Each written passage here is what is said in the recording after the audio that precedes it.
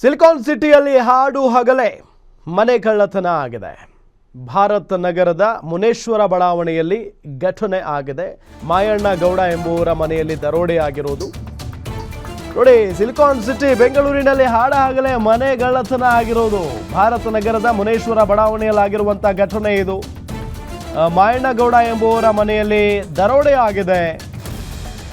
ಮನೆ ಕೊಳ್ಳಲು ಕೂಡಿಟ್ಟಿದ್ದ ಹಣದ ಜೊತೆಗೆ ಚಿನ್ನವನ್ನು ಕೂಡ ಕಳ್ಳತನ ಮಾಡಿದ್ದಾರೆ. 20 ಲಕ್ಷ ನಗದು, 20 ಲಕ್ಷ ಮೌಲ್ಯದ 180 ಗ್ರಾಂ ಚಿನ್ನಾಭರಣ ಕಳ್ಳತನ ಆಗಿದೆ.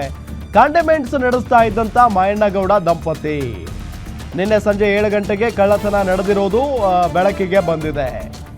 ಬ್ಯಾಡರಹಳ್ಳಿ ಪೊಲೀಸ್ ಠಾಣೆಯಲ್ಲಿ ಪ್ರಕರಣ ದಾಖಲಾಗಿರೋದು. ಸಿಲಿಕಾನ್ ಸಿಟಿಯಲ್ಲಿ ಹಾಡ ಹಗಲೇ ಮನೆ ಕಳ್ಳತನ ಆಗುತ್ತೆ ಅಂತ ಅಂದ್ರೆ ಕಳ್ಳರು ಎಷ್ಟು ಚಾಲಾಕಿರ್ಬೇಕು ನೋಡಿ. ಭಾರತ್ ನಗರದ ಮುನೇಶ್ವರ ಬಡಾವಣೆಯಲ್ಲಿ ಆಗಿರುವಂತ ಘಟನೆ ಇದು. ಮಾಯಣ್ಣಗೌಡ ಎಂಬುವರ ಮನೆಯಲ್ಲಿ ಕಳ್ಳತನ ಮಾಡಿದ್ದಾರೆ. ಮನೆ ಕೊಳ್ಳೋದಕ್ಕೆ ಅಂದ್ರೆ ಮನೆ ಒಂದು ಹೊಸ ಮನೆ ಮಾಡ್ಕೋಬೇಕು ಅನ್ನೋದು ಅವ್ರ ಕನಸು. ಪಾಪ ಮನೆ ಕೊಳ್ಳಬೇಕು, ತಗೋಬೇಕು ಅನ್ನೋ ನಿಟ್ಟಿನಲ್ಲಿ ಹಣದ ಜೊತೆಗೆ ಚಿನ್ನ ಕೂಡಿಟ್ಟಿದ್ರಂತೆ. ಬರೋಬ್ಬರಿ 20 ಲಕ್ಷ ರೂಪಾಯಿ ನಗದು, 20 ಲಕ್ಷ ಮೌಲ್ಯದ 180 ಗ್ರಾಂ ಚಿನ್ನಾಭರಣ. ಟೋಟಲಿ 40 ಲಕ್ಷ ಅಂತ ಅನ್ಕೊಳ್ಳೋಣ.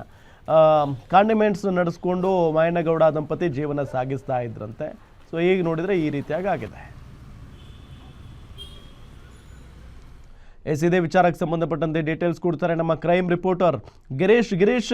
ಯಾವಾಗ ಆಗಿರುವಂತ ಘಟನೆ ಇದು, ಆ ಕಳ್ಳರು ಯಾರು, ಏನೆಲ್ಲ ಕದ್ದಿದ್ದಾರೆ, ಡೀಟೇಲ್ಸ್ ಕೊಡ್ತಾ ಹೋಗೋದಾದ್ರೆ? ಹೌದು ರಾಮ್, ಏನು ಬೆಂಗಳೂರಿನಲ್ಲಿ ಕಳ್ಳರ ಹಾವಳಿ ಎಕ್ಕಿಲ್ಲದೆ ನಡೀತಾ ಇದೆ ಅಂತಾನೆ ಹೇಳ್ಬೋದು. ಪೊಲೀಸರು ಅದೆಷ್ಟೇ ಕಟ್ಟುನಿಟ್ಟಿನ ಕ್ರಮವನ್ನ ತೆಗೆದುಕೊಂಡ್ರು ಸಮೇತ ಕಳ್ಳರನ್ನ ಕಂಟ್ರೋಲ್ ಮಾಡೋದು ತುಂಬಾ ಕಷ್ಟ ಆಗಿದೆ. ಏನು ಈ ಕೇಸ್ನ ನಾವು ಹಿನ್ನೆಲೆಯನ್ನ ನಾವು ನೋಡ್ತಾ ಹೋದ್ರೆ, ಏನು ಮಾಯಣ್ಣ ದಂಪತಿ ಇವರು ಏನಿದ್ರು, ಇವರೊಂದು ಟೀ ಅಂಗಡಿ ಅಥವಾ ಕಾಂಡಿಮೆಂಟ್ಸ್ ಅನ್ನ ನಡೆಸ್ತಾ ಇದ್ರು. ಬೆಂಗಳೂರಲ್ಲಿ ಕಾಂಡಿಮೆಂಟ್ಸ್ ಅಂಗಡಿ ಅಂತ ಅಂದ್ರೆ ಸ್ವಲ್ಪ ಟರ್ನ್ ಓವರ್ ತುಂಬಾ ಹೆಚ್ಚಿಗೆನೆ ಆಗುತ್ತೆ. ಈ ಒಂದು ನಿಟ್ಟಿನಲ್ಲಿ ಇವರ ಮನೆಯನ್ನೇ ಕಳ್ಳರು ಟಾರ್ಗೆಟ್ ಮಾಡಿ ನಿನ್ನೆ ಸಂಜೆ ಯಾರು ಇಲ್ಲದ ಸಮಯದಲ್ಲಿ, ಅಂದ್ರೆ ಸುಮಾರು 4 ರಿಂದ 5 ಗಂಟೆಯ ಸಮಯದಲ್ಲಿ ಹಾಡು ಹಗಲೇ ಈ ಒಂದು ಕಳ್ಳತನ ನಡೆದಿದೆ.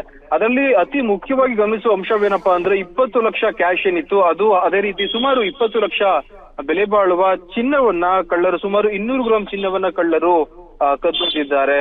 ಅದೇ ರೀತಿ ಇವರದ್ದು ಸಹ ತಪ್ಪಿದೆ ಅಂತಾನೆ ಹೇಳ್ಬೋದು. ಅಷ್ಟೊಂದು ಕ್ಯಾಶ್ ಅಥವಾ ಅಷ್ಟೊಂದು ಚಿನ್ನವನ್ನ ಮನೇಲಿಡೋದು ಅದು ಬೆಂಗಳೂರಿನಲ್ಲಿ ಎಷ್ಟು ಸೇಫ್ ಅನ್ನೋದು ಇವರು ಸಹ ತಿಳ್ಕೋಬೇಕಿತ್ತು. ಈ ಒಂದು ಹಿನ್ನೆಲೆಯಲ್ಲಿ ಕಳ್ಳರು ಅವರಿಗೆ ಪರಿಚಯಸ್ಥರೇ ಮಾಡಿದ್ದಾರೆ ಎನ್ನುವ ಶಂಕೆಯೂ ಕೂಡ ವ್ಯಕ್ತವಾಗ್ತಾ ಇದೆ. ಅದೇ ರೀತಿ ಮನೆಯಲ್ಲಿ ಯಾರು ಇಲ್ಲದ ಸಮಯದಲ್ಲಿ ಇವರು ಕಾಂಡಿಮೆಂಟ್ಸ್ಗೆ ಹೋಗಿರ್ತಾರೆ. ಅದೇ ರೀತಿ ಅವರ ಮಗಳು ಕೂಡ ಏನು ಸ್ಕೂಲ್ಗೆ ಹೋಗಿರ್ತಾರೆ. ಆ ಒಂದು ಸಮಯದಲ್ಲಿ ಕಳ್ಳರು ಪ್ಲಾನ್ ಅನ್ನ ಮಾಡಿದ್ದಾರೆ. ಏನು ಈ ಒಂದು ಕೇಸ್ ಬ್ಯಾಡರಹಳ್ಳಿ ಪೊಲೀಸ್ ಠಾಣಾ ವ್ಯಾಪ್ತಿಯಲ್ಲಿ ಇದು ರಿಜಿಸ್ಟರ್ ಆಗಿದೆ. ಹೀಗಾಗಿ ಪೊಲೀಸರು ಯಾರಾದ್ರೂ ಹಿಂದಿನ ಒಂದು ಕಳ್ಳರ ಲಿಸ್ಟ್ ಅನ್ನ ತೆಗೆದು ಇವರು ಪತ್ತೆ ಮಾಡ್ತಾ ಇದ್ದಾರೆ. ಯಾರಾದ್ರೂ ಆ ಕಳ್ಳರ ಗುಂಪಲ್ಲಿ ಯಾರಾದ್ರೂ ಇವ್ರನ್ನ ಟಾರ್ಗೆಟ್ ಮಾಡಿದ್ದಾರಾ ಅಂತ ಹೇಳಿ, ಅಥವಾ ಹೊಸ ಕಳ್ಳರು ಏನಾದ್ರೂ ವ್ಯಾಪ್ತಿ ಪ್ರದೇಶಕ್ಕೆ ಆಗಮಿಸಿದ್ದಾರಾ ಅಂತ ಹೇಳಿ.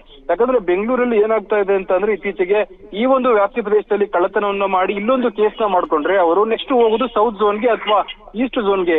ಈ ಕಳ್ಳರು ಸಹ ಅತ್ಯಂತ ಬುದ್ಧಿವಂತರಾಗ್ಬಿಟ್ಟಿದ್ದಾರೆ. ಈ ಝೋನ್ ಅಲ್ಲಿ ಒಂದು ಕಳ್ಳತನವನ್ನ ಮಾಡಿದ್ರೆ ನೆಕ್ಸ್ಟ್ ಬೇರೆ ಝೋನ್ಗೆ ಹೋಗ್ತಾರೆ, ಅಲ್ಲಿ ಒಂದು ಹೊಸ ಕೇಸ್ ಆಗ್ಲಿ ಪರವಾಗಿಲ್ಲ ಅಂತ. ಈ ತರ ಯಾರಾದ್ರೂ ಹೊಸ ಕಳ್ಳರು ಬಂದಿದ್ದಾರಾ ಅಥವಾ ಹಳೆಯ ಕಳ್ಳರೇ ಇದ್ದಾರಾ ಅಂತ CCTV ಎಲ್ಲ ಏನು ಪರೀಕ್ಷೆನ ಮಾಡ್ತಿದ್ದಾರೆ. ಒಟ್ಟಾರೆ ಬ್ಯಾಡರಹಳ್ಳಿ ಪೊಲೀಸರು ಪ್ರಕರಣ ದಾಖಲಿಸಿಕೊಂಡಿದ್ದಾರೆ. ಏನು ಕಳ್ಳರನ್ನ ಹಿಡಿಯುವಲ್ಲಿ ಏನು ಕೆಲಸವನ್ನ ಮಾಡ್ತಾ ಇದ್ದಾರೆ ಪ್ರಭು. ಓಕೆ, ಥ್ಯಾಂಕ್ ಯು ತಮ್ಮೆಲ್ಲ ಮಾಹಿತಿಗಾಗಿ.